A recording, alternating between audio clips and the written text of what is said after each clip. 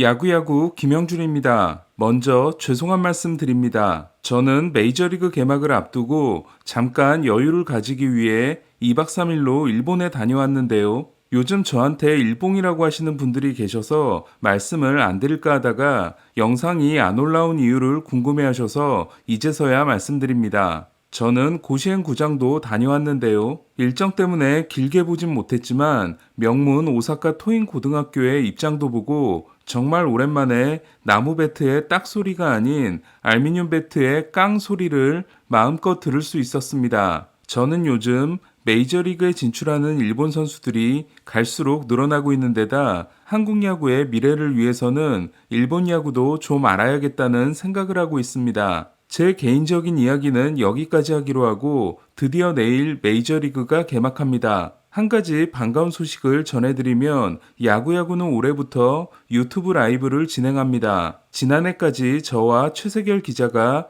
일주일에 한 번씩 했던 네이버 라이브가 없어져 아쉬워하시는 분들이 많았기 때문에 시작해보려고 하는데요. 시간은 오후 5시 반에서 6시 반 사이고 처음에는 일주일에 2번 정도 부정기적으로 했다가 수익 모델이 나오겠다 싶으면 더 자주 하는 걸로 확대하려고 합니다. 이에 저와 최세결 기자는 새로운 멤버를 영입했는데요. 이창섭 위원과 반승주 기록원입니다. 특히 둘의 사이가 상극이기 때문에 아주 재밌는 라이브가 될 것 같고 롯바인 이창섭 위원과 두바인 반승주 기록원은 재밌게 한다 싶으면 KBO 라이브도 맡겨볼까 합니다. 그 기념으로 크루 5명의 월드시리즈 예상도 소개해드릴까 합니다. 일단 저부터 소개해드리면 휴스턴과 필리스가 월드시리즈에서 재격돌하고 휴스턴이 이번에도 승리함으로써 양키스를 제외한 팀으로는 1992년, 1993년 토론토 이후 처음으로 월드시리즈 2연패에 성공하게 됩니다. 저는 벌랜더가 빠져나간 발데스, 하비에르, 가르시아 선발 트리오가 더 무섭게 느껴지고 시프트 규제 더글볼, 요르단 알바레스, 카일 터커와 호세 아브레유, 마이클 브랜틀리, 베테랑 듀오가 만들어진 타선도 지난해보다 더 강력해졌다는 생각이 듭니다. 그리고 올해가 33세 시즌인 알투베는 가을 야구를 생각하면 뛸 수 없는 첫 2달이 전화위복이 될 수도 있다고 생각합니다. 그리고 필라델피아의 경우는 워낙 든든한 윌러, 놀라, 원투펀치와 함께 하퍼의 시즌 중반 합류가 지난해 같은 상황을 가져올 수 있고 저는 호스킨스의 부재가 오히려 내야 수비의 안정으로 이어질 수 있다고 생각합니다. 다음으로 지난해 포스트 시즌을 앞두고 필라델피아의 우승에 돈을 걸었던 최세결 기자는 양키스와 필라델피아가 격돌해 양키스가 우승한다고 예상했습니다. 세결 기자는 저지와 하퍼의 리더십이 가을에 빛을 발할 것이며 9년 계약을 맺고 공식 캡틴이 된 저지가 9년 계약의 스타트를 화려하게 끊을 것으로 예상했습니다. 이렇게만 된다면 저지는 진정한 지터의 후계자가 될 수 있습니다. 다음으로 저희 사이에서 적중률이 높기로 유명한 이창석 기자는 휴스턴과 샌디에고의 월드시리즈 격돌을 예상했고 휴스턴이 우승한다고 했습니다. 그리고 한 줄 평으로 베이커, 처음이 힘들었지 다음은 쉬었다 라고 했는데요. 휴스턴의 우승을 바라지 않으시는 분들은 제 예상에서 안심하셨다가 이창섭 위원의 예상에서 싶으셨을 것 같습니다. 그리고 반승주 기록원은 올해 예상으로 에인절스와 필라델피아가 격돌해 필라델피아가 우승한다고 했는데요. 하퍼와 터너가 다시 만나고 톰슨 감독의 영향력이 커질 필라델피아가 지난해 넘지 못한 우승의 턱을 넘게 될 것으로 예상했습니다. 반승주 기록원의 예상을 보고 나니까 필라델피아를 바꾸고 싶어집니다. 엉뚱한 예상을 잘하기로 유명한 반승주 기록원은 작년 네이버 라이브에서 시애틀과 샌디에고가 월드시리즈에서 만난다고 해 그럼 제가 머리를 밀겠다고 했었는데요. 생각해보면 샌디에고는 월드시리즈에 갈 뻔했고 시애틀도 휴스턴에게 3연패를 당했지만 경기 내용은 꽤 타이트했습니다. 마지막으로 토론토의 이승용님은 아주 재밌는 의견을 제시했는데요. 휴스턴과 세인트루이스가 격돌해 세인트루이스가 우승한다까지는 그러려니 했는데 세인트루이스가 오타니를 시즌 중반에 영입해 골드슈미트, 아레나도와 함께 WBC 트리오가 월드시리즈 우승컵을 들어올린다는 게 승용님의 예상이었습니다. 다른 해설위원님들의 예상은 스포티비 나우 중계에서 틈틈이 나올 거라 여기까지만 소개해 드리려고 하는데요. 정리하면 저는 휴스턴과 필라델피아 격돌과 휴스턴의 월드시리즈 우승, 최세결 기자는 양키스 대 필라델피아 격돌과 양키스의 우승, 이창석 기자는 휴스턴 대 샌디에고의 격돌과 휴스턴의 월드시리즈 우승, 반승주 기록원은 에인절스 대 필라델피아의 격돌과 필라델피아의 우승, 이승용 토론토 특파원은 세인트루이스와 휴스턴이 격돌하고 세인트루이스가 우승한다로 생각보다 비슷비슷한 예상이 나왔습니다. MLB.com은 87명의 내부 인원이 참가한 개인상 예측을 발표했는데요. 아메리칸 리그 MVP는 오타니 슈웨이, 아메리칸 리그 사이영상은 오타니 슈웨이, 아메리칸 리그 신인왕은 거너 앤더슨, 내셔널리그 MVP는 후안 소토, 내셔널리그 사이영은 코빈 번스, 내셔널리그 신인왕은 코빈 캐롤입니다. 와, 이 예측대로라면 오타니는 사이영상과 MVP를 동시에 따내는 최초의 투타겸업 선수가 된다는 건데요. 그렇게 된다면 오타니의 몸값은 정말로 10년 6억 달러가 될지도 모르겠습니다. 제가 메이저리그를 가장 부러워하는 것 중 하나는 모든 팀들이 라디오 방송을 하고 있다는 건데요. 저는 라디오 중계를 들으면서 자라기도 했고 해설 대비도 라디오 중계로 했기 때문에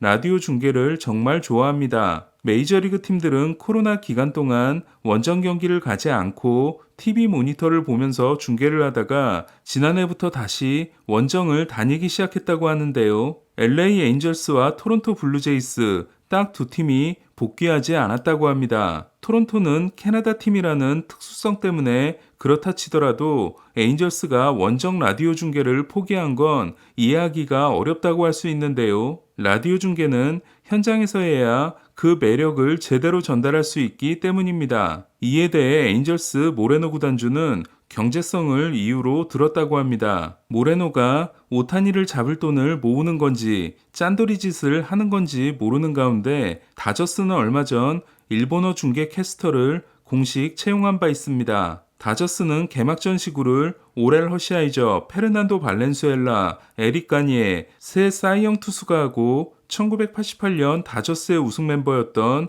마이크 소시아와 릭 댐시 그리고 데이브 로버츠 감독이 10호로 나섭니다. 기쿠치가 시범 경기 탈삼진 1위, 후지나미가 피안타율 1위에 오른 가운데 라이델 마르티네스와 함께 주니치 불펜의 핵심인 야리엘 로드리게스가 쿠바를 탈출했다는 소식이 전해졌습니다. 지난해 56경기에 나서 ERA 1.15와 9이닝당 9.9개의 삼진을 잡아내고 54와 3분의 2이닝 동안 홈런을 맞지 않은 로드리게스는 최고 구속 시속 161km와 함께 주무기 슬라이더의 피안타율은 8푼 1리를 기록했는데요. 문제는 로드리게스가 지난 시즌이 끝나고 2년 4억엔 연장 계약을 주니치와 맺었다는 겁니다. 달러로 환산하면 2년 300만 달러 계약으로, 하지만 로드리게스는 쿠바 정부의 허락하에 일본 진출을 했기 때문에 쿠바 정부가 최대 20%를 가져가게 됩니다. 주니치가 멘붕에 빠져버린 가운데 로드리게스는 주니치가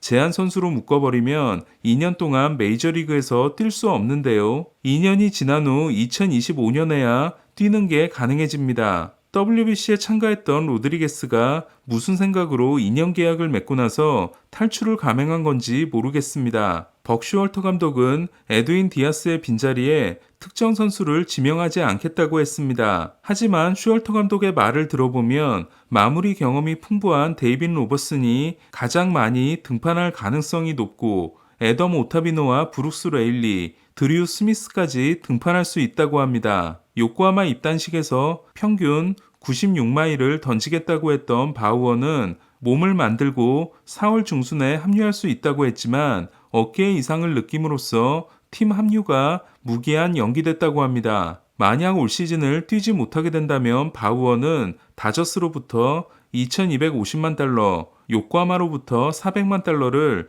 한 경기도 등판하지 않고 받게 됩니다. 시범 경기와 WBC에서 맹타를 휘두른 후안 소토는 WBC 직전에 종아리 부상을 당한 데 이어 이번에는 복사근 부상을 당했는데요. 다행히 상태가 많이 좋아져 개막전 날씨가 나쁘지만 않으면 출전이 가능하다고 합니다. WBC에서 날린 타구 하나하나가 어마무시했던 소토는 건강하기만 하다면 또 한 번의 몬스터 시즌이 기대됩니다. 다행히 샌디에고는 콜로라도의 개막전을 낮 경기로 진행합니다. 디그롬이 되어가고 있는 글래스나우는 2월 말에 복사근 부상을 당해 전반기 복귀가 어려울 것으로 예상됐는데요. 다행히 회복이 빠르게 이루어지고 있어 5월 복귀를 기대하고 있다고 합니다. 글래스나우가 건강하게만 돌아온다면 맥클라난, 글래스나우 원투펀치는 어느 팀 부럽지 않게 됩니다. 오클랜드와 필라델피아는 개막일을 하루 앞두고 트레이드를 했습니다.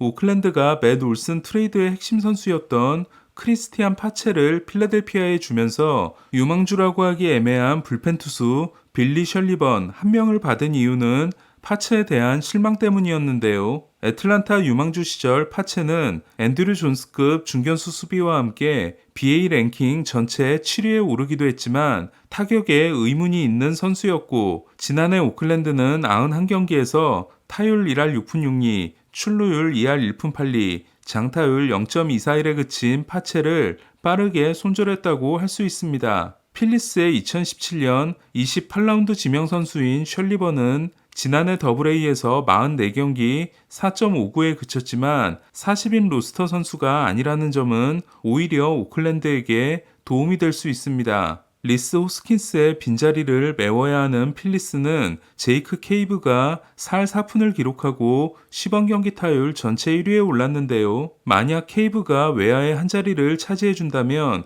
슈아버를 1루로 옮길 수도 있습니다. 여기에 필라델피아는 경기 후반 대수비 그리고 대주자와 함께 통산 타율이 우한 상대 1할 2푼 9리, 좌한 상대 2할 1푼 4리로 그나마 좌한에 강점을 보이는 파체가 좌한 선발을 상대할 때 브랜든 마쉬 대신 중견수로 나설 것으로 보였던 에드문드 소사의 역할을 가져갈 수 있기 때문에 소사에게 3루를 맡기면서 알렉봄을 1루로 옮기는 것도 가능해집니다. 그리고 무엇보다도 케빈 롱 매직을 기대하고 있는 게 아닌가 합니다. 따라서 필라델피아 입장에서는 충분히 납득할 만한 트레이드라고 할 수 있고 오클랜드는 아쉽긴 하지만 올슨 트레이드로 얻은 랭걸리어스가 올해부터 주전 포수로 나서며 쇼 머피 트레이드로 얻은 에스테우리 루이스가 있기 때문에 오클랜드도 파체의 가치가 더 떨어지기 전에 잘 팔았다고 할 수 있습니다. 오늘 소식은 여기까지입니다. 저는 내일 오타니 개막전 등판 해설과 경기 정리 영상으로 찾아뵙겠습니다. 야구야구 김영준이었습니다.